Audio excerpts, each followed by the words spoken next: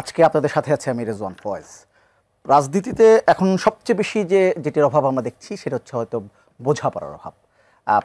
নানা বিষয়ে আপনি ঐক্যমত্যে কমিশন বলেন, সেটি আলোচনার পরে দেখা যাচ্ছে যে এতদিনের যে আলোচনা হলো সেখানে বোঝাপড়াটাই সবচেয়ে হয়তো কম হয়েছে। আমরা তাদের পরে যে আমরা দেখলাম আসলে জুলাই সনদ নিয়ে আমরা দেখছি বোঝাপড়ার অভাব, মানে অনৈক্য একটা দেখতে পাচ্ছি। সংস্কার নিয়ে অনৈক্য, সংস্কার নিয়ে কে কীভাবে করবে, কবে কী হবে, গণভোট নিয়ে একটা বোঝাপড়ার অভাব আমরা দেখতে পাচ্ছি, পিআর নিয়ে আমরা বোঝাপড়ার অভাব দেখতে পাচ্ছি। সব কিছু মিলিয়ে একটা বোঝাপড়ার অভাব। আমাদের আলোচনার বিষয়ও কিন্তু আজকে তাই, রাজনীতির বোঝাপড়া কী অবস্থা আছে এখন। আজকেও সারাদিনে যে আলোচনাগুলো আমরা দেখলাম সেখানে সবচেয়ে বেশি যে জিনিসটা অভাব আমরা দেখেছি সেই বোঝাপড়ার। এটি নিয়ে কথা বলবো। দুজন আলোচক আছেন আমাদের সঙ্গে, একটু পরিচিত হয়ে নিই। আমার সঙ্গে আছেন এম এ আজিজ, সিনিয়র সাংবাদিক, এবং আছেন অ্যাডভোকেট আবু হেনা রাজ্জাকি, তিনি রাজনৈতিক বিশ্লেষক। দুজনকে স্বাগত আমাদের অনুষ্ঠানে। এম এ আজিজ, আপনি নিশ্চয়ই খেয়াল করেছেন যে আমাদের একটি শিরোনাম যে চলমান রাজনৈতিক সংকট নিরসনে বিএনপিকে আলোচনার প্রস্তাব দিয়েছে জামায়াত ইসলাম। এটা আজকে একটি প্রেস কনফারেন্সে জামায়াত ইসলামের নায়েবে আমির মোহাম্মদ তাহির সাহেব এটি বলেছেন। তার আগে তিনি আজকে ডিপ্লোমা ইঞ্জিনিয়ারিং ইনস্টিটিউটে একটা প্রোগ্রামে তিনি একটি কথা বলেছেন। তিনি বলেছেন যে বিএনপির ভেতরে আবার ফ্যাসিস্ট হওয়ার একটা খায়েশ হচ্ছে বলে মনে হচ্ছে, যে কারণে ফ্যাসিজমের যে রাস্তা আমরা সংস্কারে বন্ধ করতে চেয়েছিলাম এগুলো ওনারা বন্ধ করতে দিচ্ছে না। আজকে ফখরুল ইসলাম আলমগীর আজকে রাতে একটা প্রোগ্রামে বলেছেন যে বিএনপি সংস্কার চায় না, এমন একটা অপবাদ তাকে দেওয়ার চেষ্টা হচ্ছে। সব কিছু মিলে আসলে অবস্থাটা কি? ধন্যবাদ আপনাকে, রাজ্জাকি বিভাগকে ধন্যবাদ। এনসিপি মাঝপথে আর একটা কথা বলছে যে বিএনপি সংস্কার করতে চায় না আর জামাত নির্বাচন পিছাতে চায়। এখন আবার দেখেন জামাত এত নর্তন কর্তন, আবার বিএনপির সাথে আলোচনায় বসতে চায়। এখানে বুঝতে হবে, কারণ এনসিপি ওই শাপলাকলি গ্রহণ করেছে এবং এনসিপি বলেছে তারা 300 আসনে আসন করবে, এবং তারা কয়েকটি দল নিয়ে, ছোট দল নিয়ে তারা একটা ঐক্য মোর্চা করার চেষ্টা করতেছে। সেখানে এবি পার্টি আছে, সেখানে ভিপি নুরের পার্টি আছে, এইসব দলটল মিলে। এখন ইসলামিক আন্দোলন বাংলাদেশ ইসলামী রাজনীতির ভিত্তিতে কিন্তু জামাতের সাথে বিরাট দূরত্ব ছিল, সেটাও টলটলায়মান। জামাত এখন বেশি লাভ দিতে গিয়ে গাছ থেকে পড়ে যাওয়ার সম্ভাবনা, অর্থাৎ একা না হয়ে যায়, এখন আলোচনায় আসতেছে। অর্থাৎ আমাদের রাজনীতিটা হচ্ছে, আমার মনে হয় এই সপ্তাহে শেপ নিবে। এই কারণেই আমি বলছি যে জামাত আলোচনা মানে কি? আলোচনা মানে তারা, এনসিপি বলছে উচ্চকক্ষে পিআর সিস্টেম আলোচনায় ছিল, জামাত হুট করে নিম্নকক্ষ পর্যন্ত চাইলো। এটা তো জটিলতা তৈরি করছে, এটা উদাহরণটা দিছে। তো এটা তো নিম্নকক্ষের এই বিষয়টা তো ঐক্যমত কমিশনে আলোচনাই হয় নাই। সবাই আলোচনা করছে উচ্চকক্ষ, অর্থাৎ নিম্নকক্ষেও তাদের সিট বেশি সংখ্যক পাওয়ার একটা আকাঙ্ক্ষা ছিল, উচ্চকক্ষে তো আকাঙ্ক্ষা ছিলই। তো সুতরাং জামাত, আমি তো মনে হয় যে জামাতই এই আলোচনার পথে বেশি সংকট তৈরি করেছে। ঐক্যমত কমিশনে আলোচনা হচ্ছে, আলোচনার মাঝখানে গিয়ে রাজপথে নেমে গেছে। হ্যাঁ, আবার দেখেন এখন তারা রাজপথে প্রোগ্রাম দিয়ে আছে। তো বিএনপি যে জিনিসটা করছে যে, হ্যাঁ বিএনপি ধরেন যখন সরকার 5ই আগস্টের পরে বিএনপি কিন্তু 7 তারিখে 3 মাসের সময় দিয়েছে, 3 মাসের ভিতরে নির্বাচন চাইছে। হ্যাঁ, এটা 8 তারিখে সরকার গঠন হয়েছে।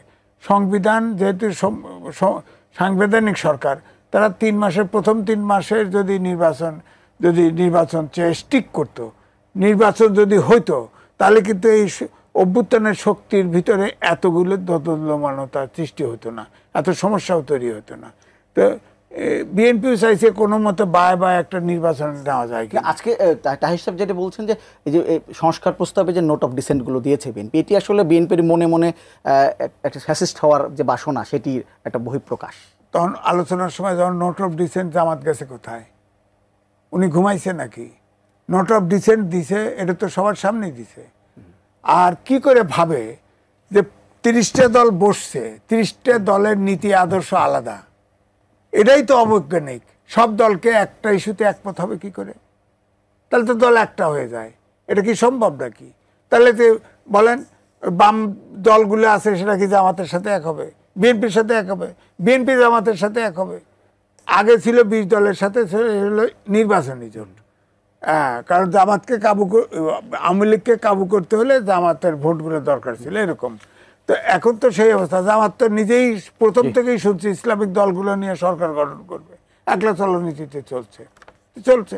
আমার কথা হচ্ছে ঐক্যমত কমিশনে যাই আলোচনা করুক, ভুল করুক সত্য করুক, যেটা সংবিধানের সাথে সাংঘর্ষিক, বিএনপি সেখানেই নোট অফ ডিসেন্ট দিছে।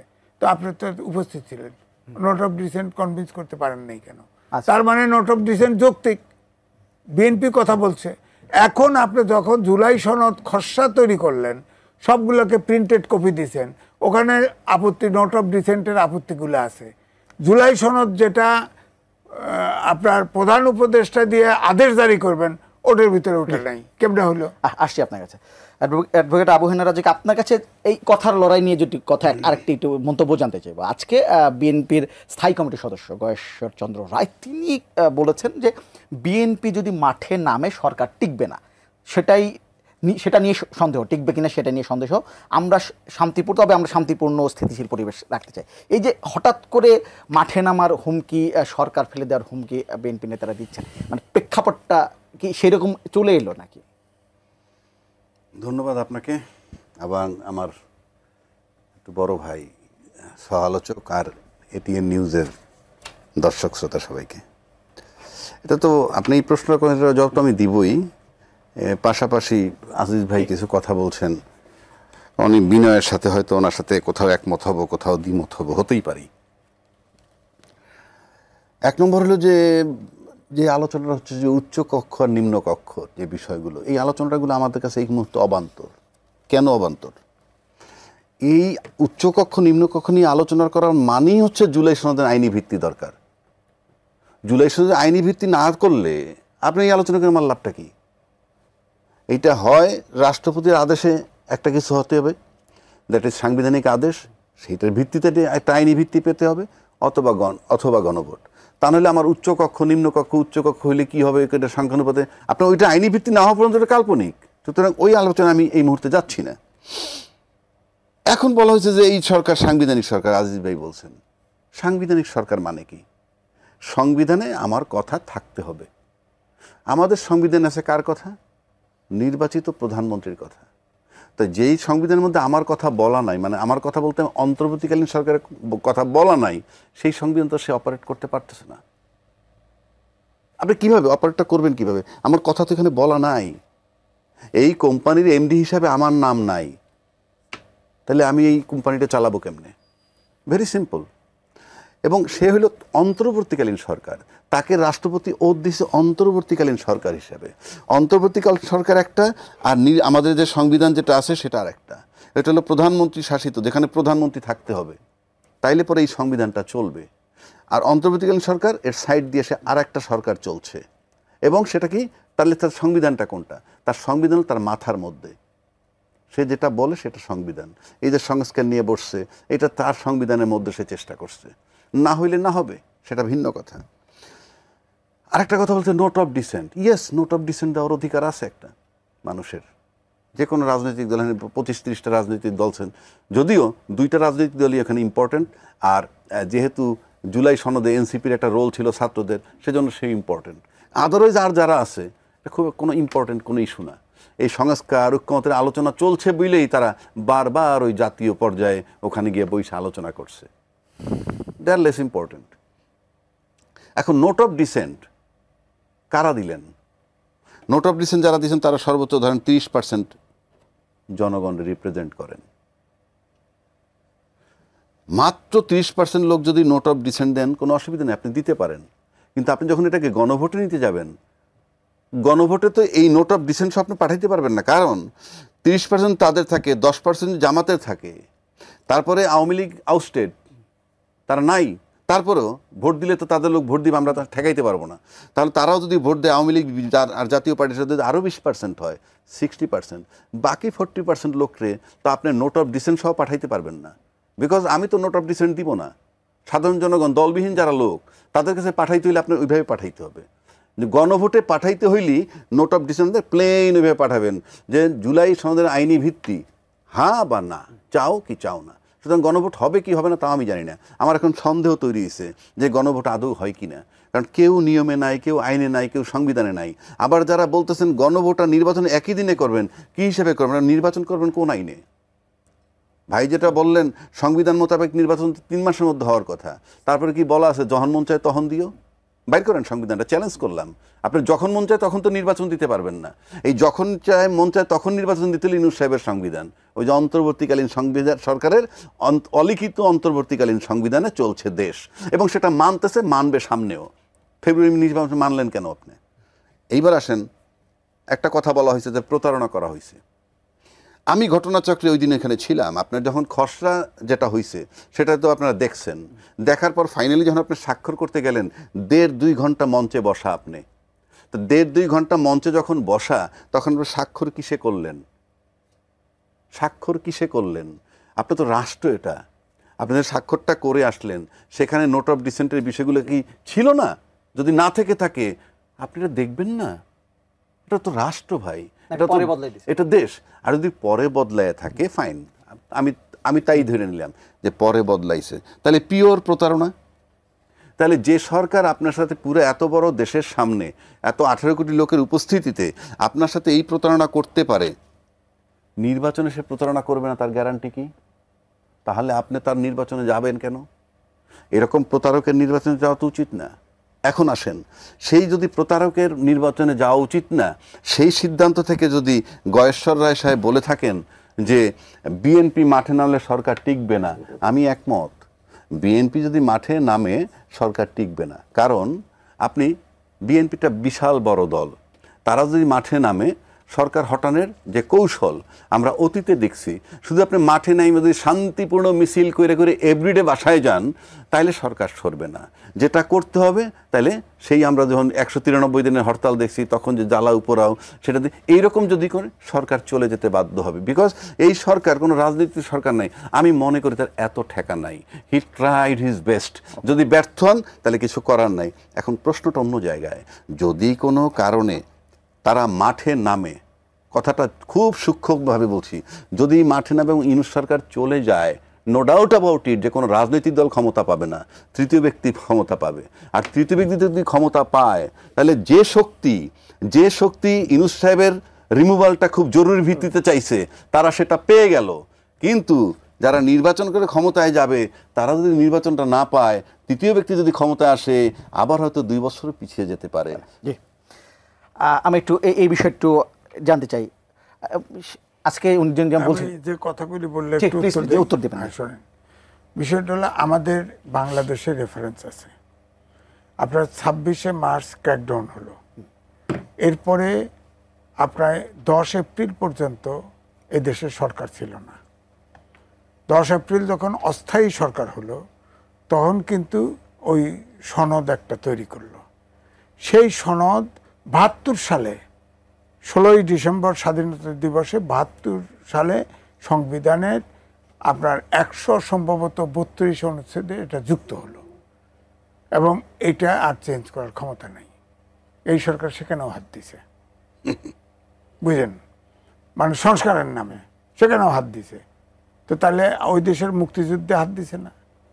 হ্যাঁ, 4টে মূলনীতিতে হাত দিছে, খেয়াল করেন। তাহলে কি জুলাইয়ের যে আন্দোলন হয়েছে, হ্যাঁ শহীদ হয়েছে, স্বীকৃতি দরকার, জুলাই সনদ দরকার, কিন্তু আপনি ইতিহাস মুছে দিয়ে না। আমি জামাতের সাথে বসছি, কয় 24শে 71 মুছে গেছে, ওর বাপের দেশ এটা নাকি জামাতের, ওরা তো এই দেশের বিরোধিতা করছে। 24শের গণহত্যার বিচার হলে 71 সালের গণহত্যার বিচার হবে না কেন বলেন আপনি? কেন হবে না? সেদিন তো প্রাদেশিক সরকারের জামাত 4 জন মন্ত্রী ছিল, তারা সিদ্ধান্ত নিয়ে পাকিস্তান আর্মিকে সহযোগিতা করেছে। এবং আপনি জানেন না, আপনার দাদার কাছে শুনেন, আমাদের দেশের মহিলারা, নারী পুরুষ শিশু পর্যন্ত রক্ষা বাহিনী ধরে ধরে দিছে আর্মির হাতে। বিচার হবে না? বিচার হবে না? যার গেছে সে তো বোঝে। লাখ লাখ লোক মেরে ফেলছে, সম্পদ নষ্ট, ইন্ডিয়ান আর্মি লুট করে নিছে সব অস্ত্র সম্পদ, আপনি দায় নেবেন না?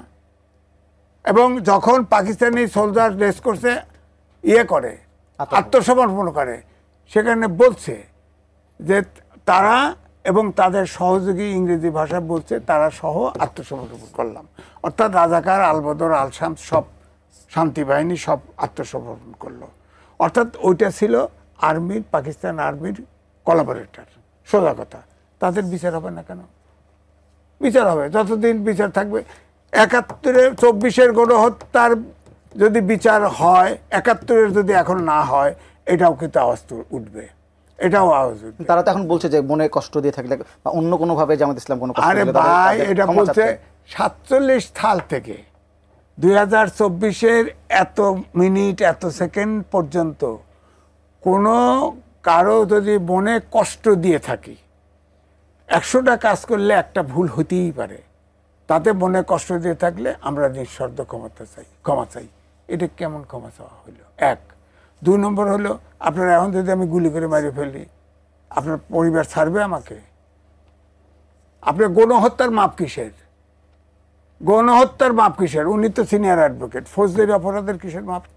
এত রাখছিল প্রেসিডেন্ট, এবারে সংস্কারে এটা কমায় দিছে, তাই না?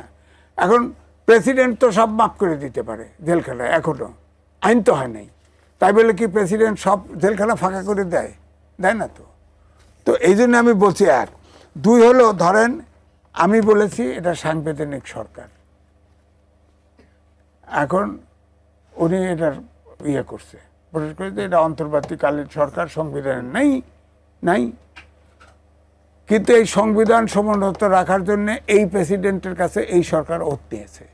১০৬ অনুচ্ছেদ অনুযায়ী অন্তর্বর্তীকালীন সরকার ডক্টরিন অফ নেসেসিটি এটা কাজ চালাইতে পারবে, তাদের এখতিয়ার দিছে। বুঝলেন কথা? তাহলে এটা সংবিধান সমুন্নত রাখার কথা বলছে, ওত নিচ্ছে তো। তাহলে এটা সাংবিধানিক সরকার হলো না? প্রেস সেক্রেটারি বলছে সাংবিধানিক সরকার, সুতরাং যতদিন খুশি থাকতে পারে। আরে সাংবিধানিক সরকার হলেই তো ৩ মাসে নির্বাচন দিবেন, দেন নাই কা? রাজনৈতিক দল যেমন ভুল করছে, হেরাও তো ভুল করছে, তাহলে তো ফাঁসে পড়বে। আপনি সাংবিধানিক সরকার ৩ মাসে নির্বাচন দিলেন না কেন? ইউনিট সরকার তখন পাশ দিয়ে হাঁটে, হারা জীবন থাকেন, 5 বছর থাকেন, এগুলা মজা পাইছেন। এখন তো দেশ চালাইতে পারেন না, এখন তো দেশ চালাইতে পারতেন না। আপনি বলেন, এখন জিডিপি গ্রোথ 3.3 করে চলে আইছে, সামনের বছর দুর্ভিক্ষ হবে তো। খালি তো আপনার বিনিয়োগ নাই, ইনভেস্টমেন্ট নাই, ব্যবসা নাই, আপনার রিজার্ভ বাড়ছে, তাতে কি হয়েছে? টাকা জমা রয়েছে, ডলার জমা রয়েছে। হ্যাঁ, তো এখন আমার কথা হলো গণভোট। গণভোট তো সংবিধানে নাই, এখন কয় গণপরিষদ। আরে গণপরিষদ তো আমি উদাহরণ দিলাম, আপনার ৭১ সালে গণপরিষদ হয়েছে কারণ দেশটা উল্টা হয়ে গেছে। আপনার কি দেশে একটা পার্টি চলে গেছে, একটা সরকার চলে গেছে, আপনার নাম দিচ্ছেন অভ্যুত্থান, বিপ্লব তো আর দেন নাই। তারপরে এত খোলছে বদলেছে চানকা, তখন ভুল করার খেসারত কি জনগণ দেবে? আমরা দেব? আপনারা ভুল করছেন রাজনীতিবিদরা, সরকার ইউনূস সাহেব না বুঝতে পারছে, এনজিওর মতো পাওয়া গেছে একটা, বয়ে পড়ছে, যেমন ডাক দিছে আসে বয়ে পড়ছে, বইয়ে তিনি সব লয়ে গেছে, তার যত বেনিফিট নেওয়ার নিচে। বলেন তো, একটা ছাত্রদেরকে একটা একদিন বলেছে যে আপনারা শিক্ষা প্রতিষ্ঠানে তোমরা ফেরো, এটাও করো ওটাও করো, বলে যে উদ্যোক্তা হার। আরে ব্যবসা তো সব ওই নিয়ে গেছে, ইউনিসি নিয়ে গেছে, এরা কি ব্যবসা করবো? এখন তো ছেলেদের এই 8 থেকে মাস্টার্স পর্যন্ত মনোজগৎ এই জেনারেশনের শেষ করে দিছে। এরা সবাই এমপি হতে চায়, মন্ত্রী হতে চায়। আমরা একটা যাবো, একটা দুজন দর্শক আছে, ফোনটা নিয়ে নেই একটু। হ্যালো, আসসালামু আলাইকুম। ওয়ালাইকুম আসসালাম। আপনার নামটি বলে প্রশ্নটি করেন। আমি মুক্তার বলছিলাম, বগুড়া থেকে বলছিলাম। জি মুক্তার সাহেব বলেন। আমি প্রশ্ন করবো আবু হেনা রাজ্জাকি ভাইয়ের কাছে। জি, আমি রাজ্জাকি ভাইয়ের কাছে বলবো যে এটা একটু বিনয়ের সাথে বলবো, এটা হলো কি যে শুধু সংবিধান আর আইন এখন চলে গেছে শুধু কোর্টে আর নির্বাচনে চলে গেছে। আমাদের দেশে প্রত্যেক দিন মানুষকে যে কুবায় মারতেছে, পিঠে মারতেছে, প্রত্যেক দিন দুর্ঘটনা ঘটতেছে। আমরা অন 11-এ 2 বছর দেখছি একটা মানুষ মারা যায় না, একটা অপরাধ হয় নাই। আজকে এই 1 বছর 3 মাসের ভিতরে কত মানুষ মারা যাচ্ছে, প্রত্যেক দিন মানুষ মারা যাচ্ছে। এই বিষয়ে আপনারা একটু আলোচনা করেন, এই যে বিষয়ে একটু দৃষ্টি দেন আপনারা। নির্বাচন হবে কিন্তু মানুষ প্রত্যেক দিনই দুর্ঘটনায় মানে গাইবান্ধাতে 3 জন তোর সন্দেহ করে গরু চোর সন্দেহ তাকে পিঠে মারলো, অমুককে পিঠে আবার অমুকে মারে মারে দিল। এটা কি অবস্থা হচ্ছে? এটা আপনাদের কাছে বিনয়ের সাথে অনুরোধ জি, করবো। আপনার প্রশ্ন বুঝতে পেরেছি, আমরা নিশ্চয়ই উত্তর নিব। আরেকজন আছেন, একটু ফোনটা নিয়ে নিই। হ্যালো আমাদের পরাধীনতা থেকে আমরা মুক্তি পেয়েছি, আমরা জেল থেকে হ্যালো হ্যালো তাদের হচ্ছে এখানে। জি হ্যালো, জি, আপনার নামটি বলে প্রশ্ন করেন। আচ্ছা আমি রুবেল বলছিলাম টাঙ্গাইল থেকে। জি, শুনতে রুবেল সাহেব পাচ্ছেন? বলেন। জি, টাঙ্গাইল থেকে বলছিলাম। বলেন। আচ্ছা, আমার প্রশ্নটা হচ্ছে যে আমাদের যে দুজন আলোচক রয়েছে, তো তার মধ্য থেকে আমি আজিজ সাহেবকে আমি প্রশ্নটি রাখতে চাই। সেটি হচ্ছে যে আজকে যে জুলাই সনদ নিয়ে যে গণভোটের কথা বলা হচ্ছে এবং সেইটা নিয়ে আসলে বিএনপির পক্ষ থেকে যেটি বলা হচ্ছে যে এটি ফেব্রুয়ারির প্রথমার্ধে যখন নির্বাচন হবে তখন যেন হয় বা তারপরে হলেও কোনো সমস্যা নাই। তো এখন প্রশ্ন হচ্ছে যে একটি বড় দল হিসাবে, বাংলাদেশের প্রেক্ষাপটে একটি বড় দল হিসাবে সবার আগে এই জুলাই সনদের যে একটি আইনি ভিত্তি হোক, সেটার জন্য কি তাদেরই সবার আগে এগিয়ে আসা উচিত ছিল না? কারণ যে জুলাইয়ের জন্য তারা আজকে মুক্ত, যে জুলাইয়ের জন্য। বুঝতে পেরেছি। দর্শক বোন আরেকজন আছেন, একটু ফোনটা নিয়ে তারপরে আমরা আলোচনা যাই। হ্যালো হ্যালো জি, আসসালামু আলাইকুম। ওয়ালাইকুম সালাম। আপনার নামটি বলে প্রশ্ন করেন। আমি মনিহায়দার বলছি। জি বলেন। আমার প্রশ্ন রয়েছে, লাস্ট 1 বছরে আমরা জুলাই সনদ নিয়ে যেইভাবে আলোচনা সমালোচনা যাই করেছি, কিন্তু এই দিক দিয়ে আমাদের অর্থনৈতিক অবস্থা যে কোথায় চলে গেছে তা কি একবার কেউ ভাবছে? আমাদের চিফ অ্যাডভাইজার বললেন আমরা বিদেশির কাছে যাব না, বিদেশিরা আমাদের কাছে আসবে, কিন্তু আমরা 1 বছরে কোনো ইনভেস্টমেন্ট তো দূরে থাক, যা 2-1 জন আছে তার কিছু নেওয়ার জন্য আসছে, আমাদেরকে দিয়ে যাওয়ার জন্য আসে নাই। তাহলে আমরা জুলাই সনদ দিয়ে কি করবো যেখানে আমরা দারিদ্র সীমার নিচে আরো যাচ্ছি? জি, আপনার প্রশ্ন বুঝতে পেরেছি। আমরা এই উত্তরের চেষ্টা করব। আমি অ্যাডভোকেট আবু হেনা রাজ্জাকে, আপনাকে যে 2 জন দর্শক ফোন করেছেন প্রায় কাছাকাছি জায়গায়, মুক্তার সাহেব প্রশ্ন বুগোরো থেকে এবং মনীষ সাহেব প্রশ্ন করেছেন ঢাকা থেকে। 2 জনের প্রশ্ন এরকম যে আপনার আমরা জুলাই সনদ নিয়ে আলোচনা করছি, দেশের সমস্যা, জনমনের নিরাপত্তা এবং এই যে অর্থনীতি নিয়ে আমরা কোনো আলোচনা করছি না, আলোচনা আসছেই না। অবশ্যই এগুলোর জবাব আমি দেওয়ার চেষ্টা করব। তার আগে কিছু কথা বলে আসি, যেটা বলতে হবে তাহলে মানুষ ভুল বুঝবে। আজিজ ভাই এক জায়গায় কথা বলছেন যে গণভোট সংবিধানে নাই। আই ডু অ্যাডমিট, গণভোট সংবিধানে নাই। কোন সংবিধানে আছে? আপনি কি জানেন যে গণভোটের কথা 2টা বড় দল মেনে নিছে? একটা দল বলছে নভেম্বরে গণভোট চাই, আর একটা দল বলছে কি নির্বাচনের সাথে একই দিনে চাই। 2 জন কিন্তু গণভোট মেনে নিছে। কেন মেনে নিছে? কারণ অন্তর্বর্তীকালীন সরকার সিদ্ধান্ত চূড়ান্ত। এই কারণে অন্তর্বর্তীকালীন একটা পূর্ণাঙ্গ সরকার, তার কাজ শুধু ওই তত্ত্বাবধায়ক সরকার মতো নির্বাচন করে যাওয়া নয়, পূর্ণাঙ্গ সরকার। সে কিন্তু বহু এগ্রিমেন্ট করতেছে, অনেক এগ্রিমেন্ট বাতিল করতেছে, ইত্যাদি ইত্যাদি। সে কারণে সম্প্রতি একটা কথা উঠাইছে যে এই সরকারকে অন্তর্বর্তী তত্ত্বাবধায়ক সরকারের মতো চরিত্র ধারণ করতে হবে। তার মানে কি, ওই যে এগ্রিমেন্ট বাতিল করা, চায়নার সাথে এগ্রিমেন্ট করা, এগুলা ভালো লাগে না, কারো পক্ষে কারো বিপক্ষে যায়, কিংবা কেউ কারো পারপাস সার্ভ করে, তাই এই ডায়ালগটা দিছে। কেন এই ডায়ালগটা আপনি শুরুতে দেওয়ার কথা?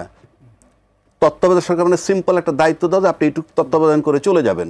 আর অন্তর্বর্তী জাস্ট কমপ্লিট গভর্নমেন্ট বলতে যাবো যায় তাই। কাজে তার যেহেতু অন্তর্বর্তীকালীন সরকারের সংবিধান, আমার সংবিধানে গণভোট আছে এবং সেটা মেনে নিছে, হোক কি না হোক সেটা পরের চ্যাপ্টার গেল। 1 2 নম্বর একটা কথা বলছে বিরোধ, মানে ইউনূস সাহেবের বিরুদ্ধে যে বিরোধ, আমি এখানে ডিবেট করতেছি, আমার কোনো পক্ষ না। ইউনূস সাহেবের বিরুদ্ধে দলবিহীন যত লোক আছে বাংলাদেশে দলের লোক তো আমরা বললাম 60% নিতে পারবেন টোটাল, বাকি 40% আমরা সমাজে থাকি। আপনি দলের লোক ছাড়া এখন যদি বলেন জামাতের দলের লোক ইউনূস সাহেবের বিরোধিতা করে না, এনসিপি তার বিরোধিতা করে না, আমি কথার কথা তর্কের খাতিরে বলছি। কিন্তু যারা বিরোধ করবে, এক করবে পতিত সরকার। কেন করবে? তাকে তাড়ানো হয়ে সে বসছে।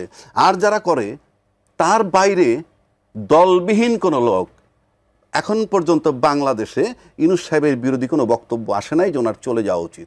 দলবিহীন লোক বলছি বারবার।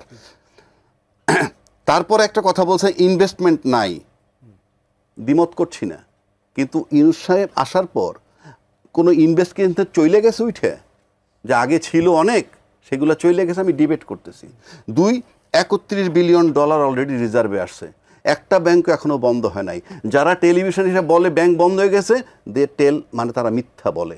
হয়তো টাকার সংকট হইতে পারে ব্যাংকে, কিন্তু বিলিয়ন ডলার বাড়ছে। 3 নম্বর আসেন ব্যবসায়ীদের দুরবস্থা। আগে ব্যাংকে গিয়ে চাইলেই টাকা পাইতো, লাগবে 100 কোটি, দাও 300 কোটি, 200 কোটি পকেট, এত ইজি টাকা বের হচ্ছে না ব্যাংক থেকে।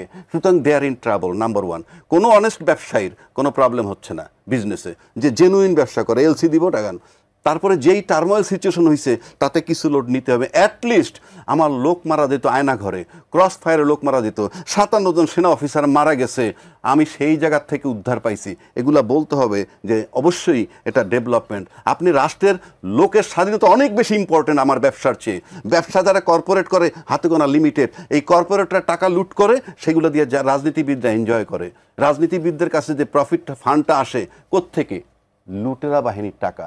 জেনুইন পায়ের নখ থেকে মাথার চুল পর্যন্ত যাদের ঘাম দিয়ে টাকা রোজগার, তাদের টাকা আসে না, ওই রকম লুটেরা বাহিনীর টাকা সেটা যায়।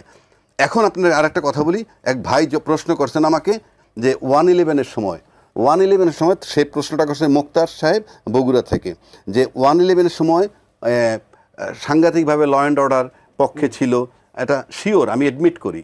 এই কথাটাই আমি তাকে বুঝাইতে চাই, আশা করি উনি বুঝবেন। 111-এর সময় সরকার প্রধান কে ছিলেন? ফখরুদ্দিন। আর আজকে সরকার প্রধানকে ইউনূস সাহেব। আমি যে তর্কের কাছে সিম্পল, দুইটা লোকের ব্যক্তিগতভাবে আনেন, দুইজন লোকই নন পলিটিক্যাল, এবং তার সেই ক্ষেত্রে যে নন পলিটিক্যাল লোক হিসেবে আপনি যদি বলেন 111 সালে ফখরুদ্দিনের সাহেবের চেয়ে অবশ্যই ইউনূস সাহেব অনেক গ্রহণযোগ্য ব্যক্তি, যদি আপনি সিম্পল, তারা নন পলিটিক্যাল দুইজনই।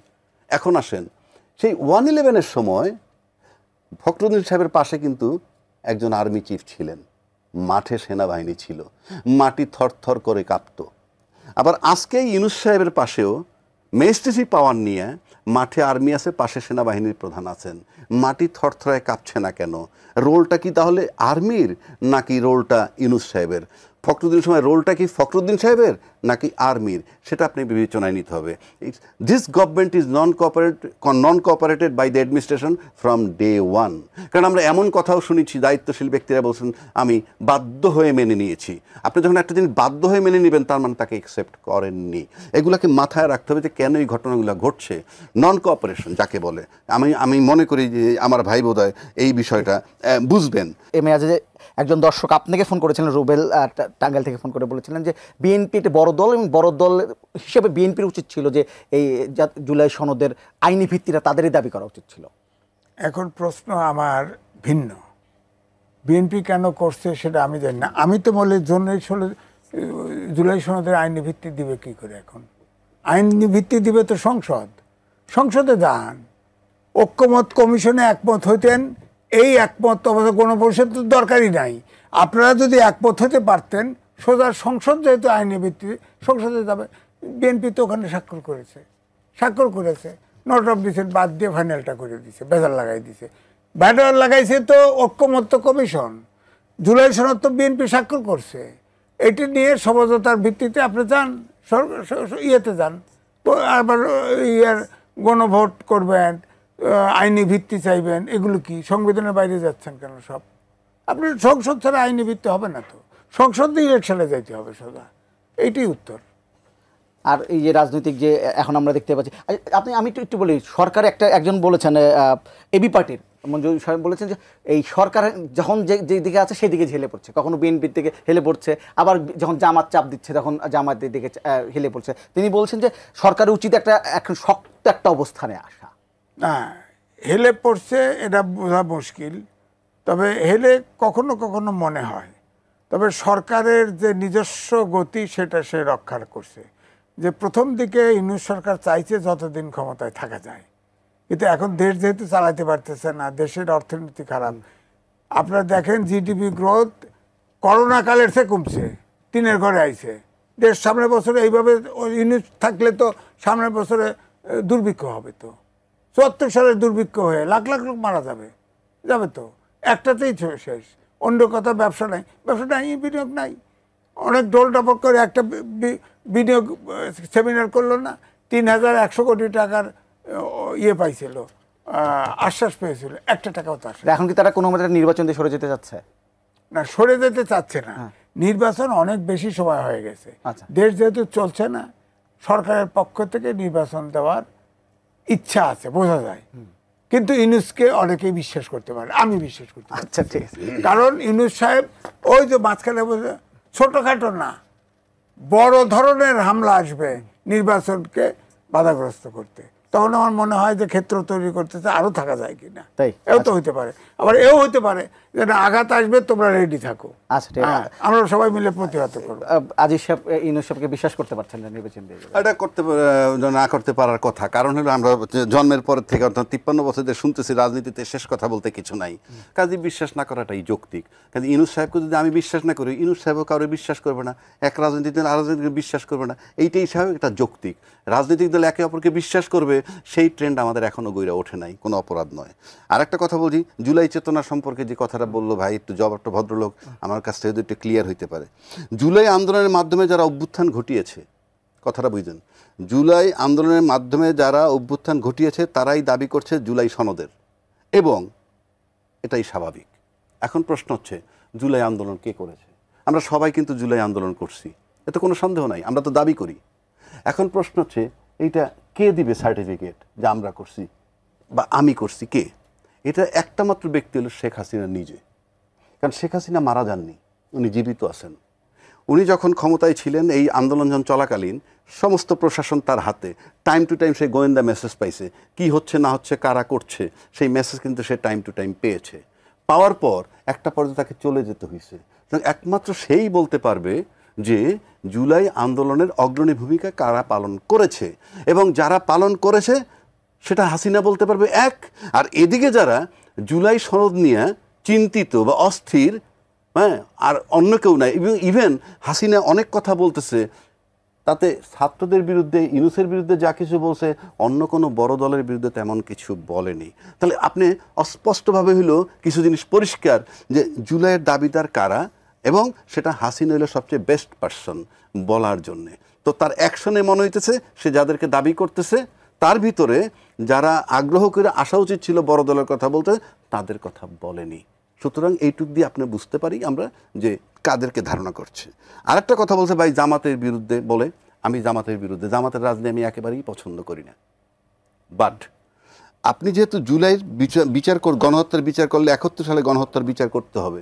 এই দেশে কিন্তু 71 সালে গণহত্যার বিচার হয়েছে, শেখ হাসিনাই করেছে আন্তর্জাতিক নিয়মে। আপনি কতটুকু করতে পারছেন কি পারেন নাই, এটার দায়িত্ব আমাদের নয়। আপনি 16 বছর ক্ষমতায় ছিলেন, সুতরাং আপনি করেছেন যতটুকুই পারেন, করেছেন। যদি বাকি থেকে থাকে ক্রিমিনাল কেস, এইভাবে হয় না, কমপ্লিট করতে হবে। আরেকটা কথা বলি আমি, অবশ্যই জামাত স্বাধীনতা বিরোধী শক্তি বলে পরিচিত, এবং আমি পত্রিকান্তরে যা পেয়েছি এ পর্যন্ত, আজকে পর্যন্ত, তাকে সমর্থন করার কিছু নাই। কিন্তু যে রাজনৈতিক দলগুলো দেশের গর্ব অহংকার করে বলতেছে স্বাধীনতার পক্ষ শক্তি চেতনা বিক্রি করে শেষ পর্যন্ত পালাইছে, এরশাদের বিরুদ্ধে 3 দলীয় জোটের আন্দোলন হয়, সেখানে জামাত ওয়াজ ইনক্লুডেড। কেউ কেউ বলেন জামাত গায়ে পড়ে গে, মানে জামাত তো যাবেই, আপনি ডাকছেন কেন স্বাধীনতা বিরোধী শক্তিকে? তাহলে যে এরশাদকে সরাইছেন সেও কি স্বাধীনতা বিরোধী শক্তি ছিল? অথচ স্বাধীনতা বিরোধী শক্তিকে সাথে নিয়ে আপনি আন্দোলনকে তাকে সরাইছেন, গেল এক। আবার এই স্বাধীনতা বিরোধী শক্তিকে নিয়ে আপনারা ক্ষমতায় নিয়ে মন্ত্রী পর্যন্ত বানাইছেন। ভাই এটা তো রাজনীতি, তামাশা না। যে ঘটনা ঘটায় ফেলছেন আপনি, কিভাবে মুছবেন আপনি? এত সহজ না তো রাজনীতি। নিউ জেনারেশন কিন্তু they are very sharp, I am telling you, এত সহজ যাবে না। Nothing will go unchallenged. জি, আপনাদের দুজনকে ধন্যবাদ আমাদের সাথে যুক্ত হওয়ার জন্য।